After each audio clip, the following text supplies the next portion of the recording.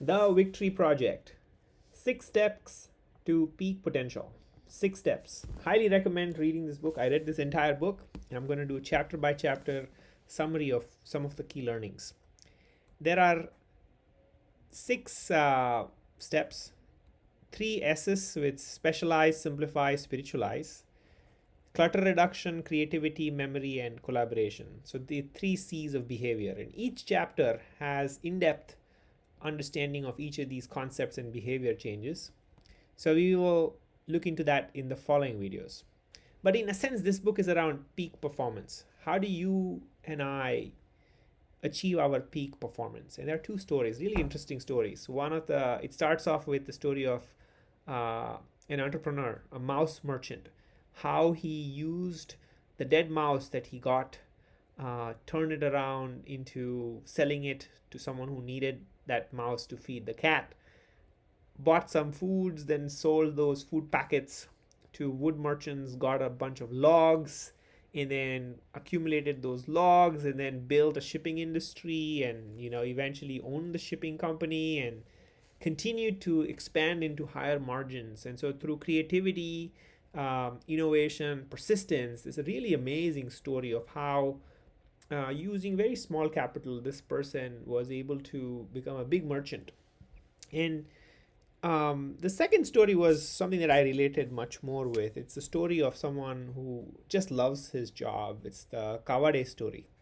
And this person named Kawade is the night attendant at a company, and he just does his work so well that he just kept on improvising, learning new skills, and then he did the work with so much passion and energy, and that he was so happy, and that he eventually rose up to the ranks, and was a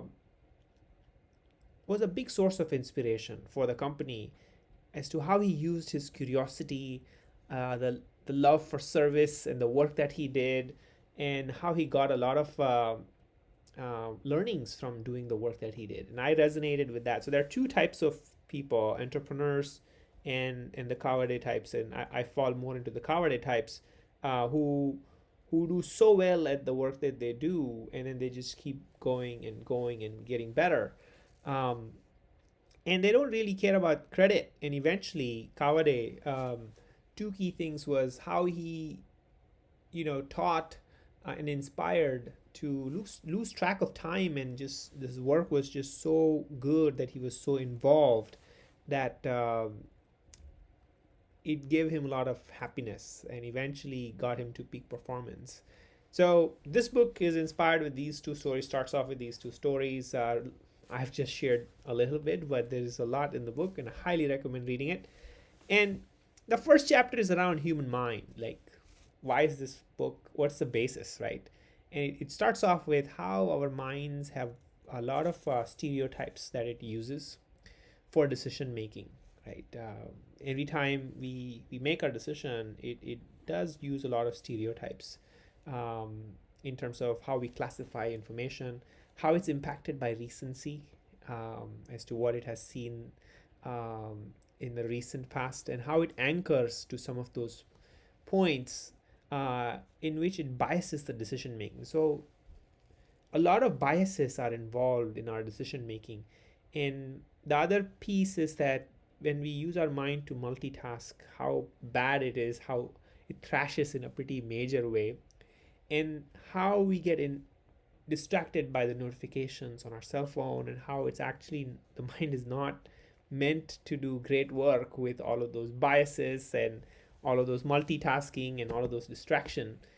And on top of that, if we are constantly distracted, not able to do repeated deep work, then our memory doesn't get developed. And a lot of times what happens is we manufacture a lot of our memory in a way that is not really true. And so good memory is something that we need to develop, and it happens through repeated practice. Otherwise, we keep making blunders. We keep making same mistakes over and over. We cannot recall what we've learned. We all have learned so many things, right? But we don't really recall it when we need it the most. Like, I've read a book on negotiation, but yesterday when I had to negotiate something, I could have used that skill, but only after I finished that conversation I realized, dude, I completely missed it. So my memory failed me. Similarly, so there's lots of biases, there's lots of things that we need to do to improve our memory, and the way we do it is quite important. And with those mind, the way the mind is, the way our memory is, we end up making a lot of choices, right? With our that's our this is our best lab. Like, we make our choices with our mind and our memory and our brain. And so even simple things, what I realized reading through this book was even simple decisions and choice, like what sweater should I wear, or where should I go for a walk.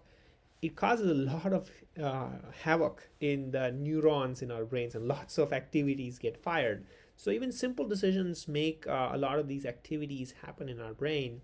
And so when we are bombarded with lots of complex decisions, think about the amount of brain power and activity goes in. And a lot of times what happens is, if we then have bad memory and we go through all of these biases and we are distracted, and we could be like primed to do anything based on the last ad that we saw, then either on social media or anywhere, then we would just make wrong choices, is the key hypothesis. Like, if we don't understand our mind well, if we don't train it well to make the right choices, then we will end up making bad choices just based on whatever we are primed at. We are primed on so many things, on how we are brought up, our culture, our values, our biases that we have developed over time. And so these choices could be bad. So that's the big takeaway, right? Like, so the starting point is around how do we develop an understanding of our mind so that we have good mental health. And good mental health is important because if you have a good mental health, you can make right choices, right? Similarly, good physical health is important, is what I realized reading this chapter, because once you have good physical health, then you can, your mental and physical are connected. So you start with your physical health, and then your mental health will become better because you will give time for meditation. You will make it a priority to exercise, and what that happens is, then you'll make, then you'll be able to do deep focused work. Then you'll build great memories that you can recall, and you'll not act purely on biases. And the end result of all of this is that once we have better mental health, which I believe everyone could benefit from, we will be happier.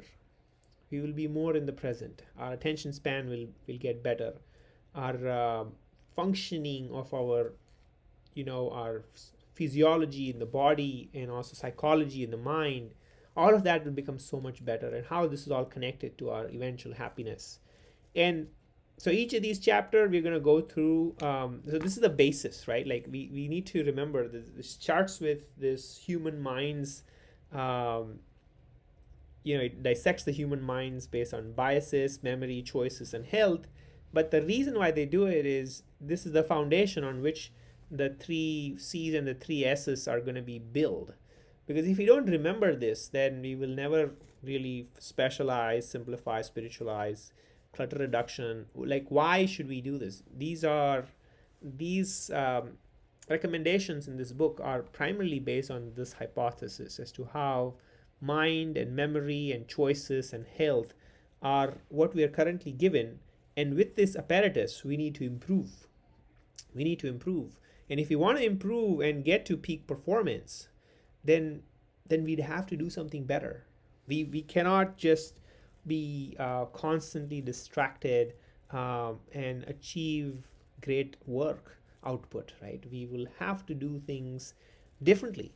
And this book, the way it does it is that every chapter goes into the detail of each of these concepts, but then it also has an interview from someone who has lived each of these concepts and behaviors.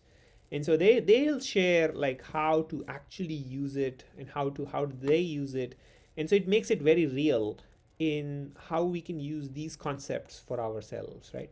So using these concepts is important, understanding these concepts is important, and then eventually using these concepts with questions, which I will do for every chapter. Like, hey, have we considered these actions so that we are actually taking steps towards peak performance? So the beauty of this book, again, to summarize, this is the first video, is it lays out a systematic process with great stories as to how you can take step by step and build towards peak performance. So super, super excited to be sharing the rest of the book with you. So stay tuned for the next one.